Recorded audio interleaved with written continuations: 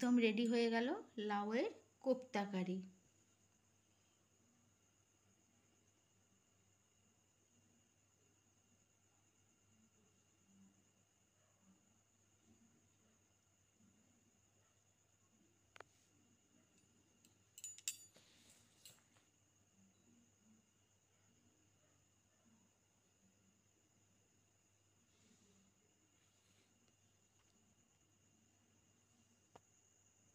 আজকে বানাবো লাউয়ের একটা নতুন আইটেম। প্রথমবার ট্রাই করছি, দেখি কেমন হয়। এই যে লাউগুলো এইভাবে চাকা চাকাভাবে কেটে নিয়ে ভালো করে ধুয়ে দিয়েছি, খোসা ছাল ভেতরে সব কিছু ফেলে। আর এই যে গ্রেটার নিয়েছি, এখানে গ্রেট করে নেব। তাহলে এখন আমি আগে লাউটা গ্রেট করে নিই। এই যে আমার এটা হয়ে গেছে, এটা গ্রেট করা হয়ে গেছে। আমি এটাতে এবারে দিয়ে দেবো সামান্য পরিমাণ মতো লবণ দিলাম, আর দিলাম লঙ্কার গুঁড়ো, আর দিলাম কালো জিরে। এরপরে দেব সামান্য বেসন, অল্প করে বেসন দিলাম। ওটা ওই মিক্সড যাতে হয়, যে এরকম লাগবে সেরকম পরিমাণ মতো বেসন দিয়ে দিলাম। এবার এটা আমি ভালো করে মিক্সড করে নেব, খুব ভালো করে ফেটিয়ে মিক্সড করে নেব। আমি এইরকম একটা থাসা নিয়ে এইভাবে চেপে চেপে ভালো করে এটা মিক্সড করে নেব, একটা ব্যাটার তৈরি করে নেব।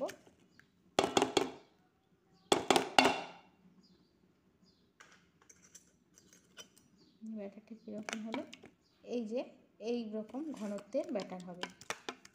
মোটামুটি হয়ে গেছে, এটাই হবে। এরপরে আমি একটা ডিশ নিয়েছি, দেখো এটাতে আমি সামান্য তেল ব্রাশ করে নেব। তেলটা এইভাবে ব্রাশ করে নিচ্ছি, পুরো থালাটায় এইভাবে আমি ব্রাশ করে নিলাম। এবার দেখো এই যে জল গরম করতে দিয়েছি, এখানে আমি এটা সেট করে দিলাম। একটুখানি হালকা আঁচ তেতে উঠলেই এটাতে আমি ব্যাটারটা দিয়ে দেব। এই যে দেখো এইভাবে আমি সেট করে নিয়েছি, কড়াইয়ের মধ্যে এটা সেট করে বসিয়ে দিয়েছি। পুরো সেটআপটা এইভাবে করে নিলাম। দেখি কীরকম সেট হয়েছে। এই যে এইভাবে সেট হয়েছে। এটাকে আমি এবারে নামিয়ে দেব। এটাকে নামিয়ে পিস পিস করে কেটে নেব। এই দেখো এইভাবে কেটে নিয়েছি ছুরি দিয়ে, এইরকম পিস পিস পিস পিস, যেমন সুজির পিস করে ঠিক সেই রকমভাবে কেটে নিয়েছি। এবার এটাকে আমি একটা একটা করে তুলে তেলের মধ্যে ভেজে নেব।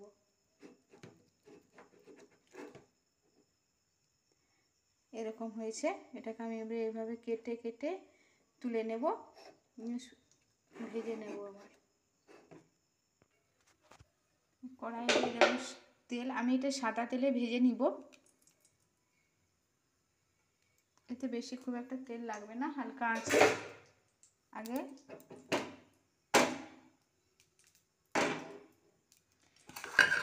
একটু আলু দিয়ে বানাবো, একটু রস রস, তো আমি ঠিক এইভাবে আলুগুলো কেটে নিয়েছি, একটু তেলে আগে ভেজে নেব।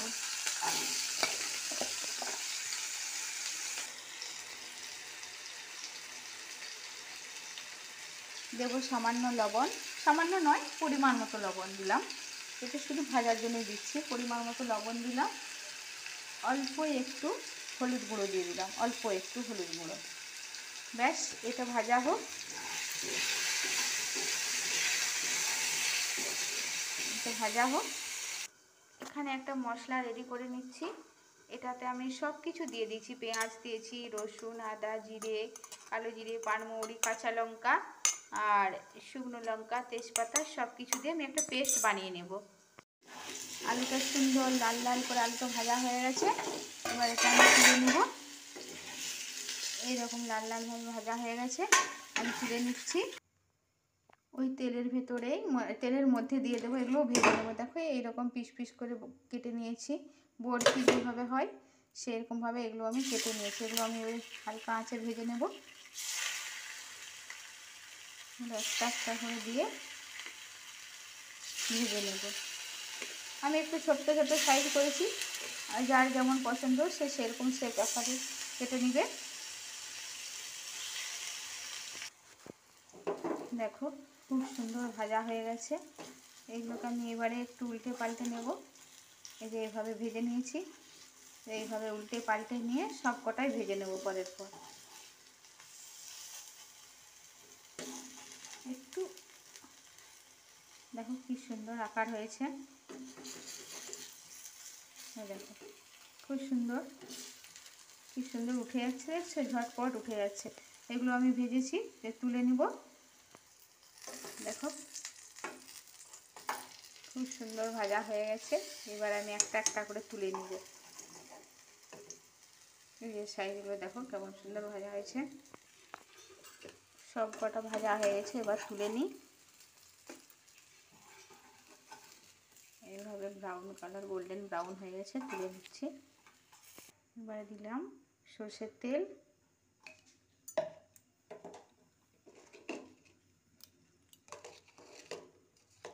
ফোড়নে দিচ্ছি লবঙ্গ, তেজপাতা, শুকনো লঙ্কা, গোটা জিরে।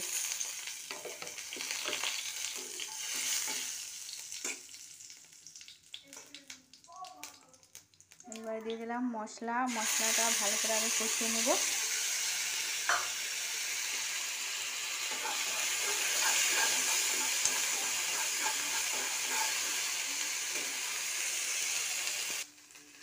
মশলাটা ঠিকঠাক ভাজা হয়ে গেছে। এবার আমি দিয়ে দেবো একটু জল।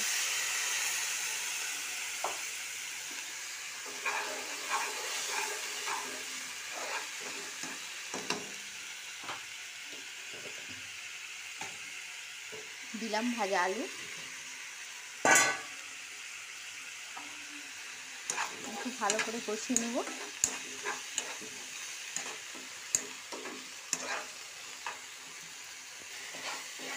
খুব সুন্দরভাবে মশলা যতক্ষণ না ভাজা হচ্ছে আলুটা দিয়ে ভেজে নিলাম। খুব সুন্দর একটা কালার এসে এবার আমি জল, পরিমাণ মতো জল দেব। একটু মাখা মাখা তরকারিটা হবে তো একটু জল বেশি দিলাম।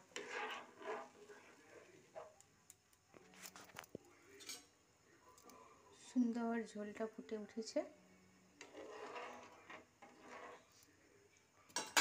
দিয়ে দেবো আমি পরিমাণ মতো লবণ।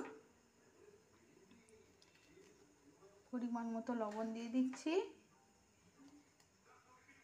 আর সব মশলা আগের থেকে দিয়ে পেস্ট করে নিচ্ছি, তার কোনো মশলা দিচ্ছি না। ঝোলটা ফুটুক। একটু কাঁচা লঙ্কা দিলাম।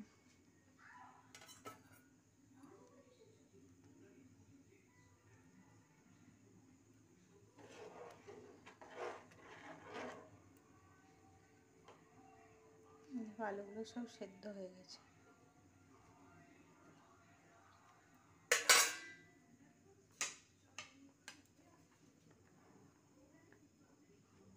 সেদ্ধ হয়ে গেছে আলুগুলো।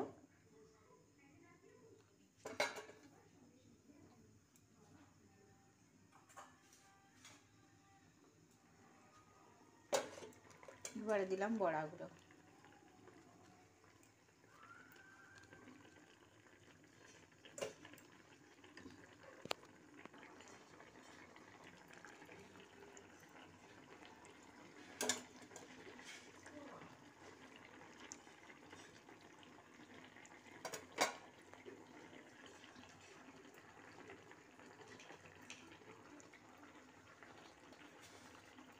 দিয়ে দিলাম অল্প চিনি।